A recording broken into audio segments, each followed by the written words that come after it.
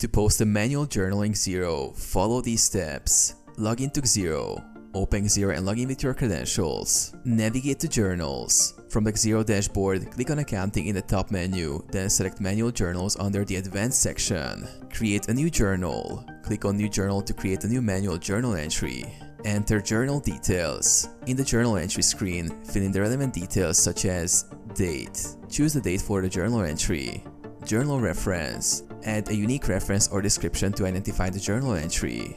Description. Provide a brief description of the journal's purpose. Add journal lines. In the journal lines section, enter the accounts, amounts, and appropriate tax codes. Each journal line must balance, meaning the total debits must equal the total credits. You can select from existing chart of accounts or create new accounts if necessary. For each line, include the account, amount, and tax rate. Post the journal. Once you've reviewed the journal entries and ensure they balance, click Post to finalize and record the journal in Xero.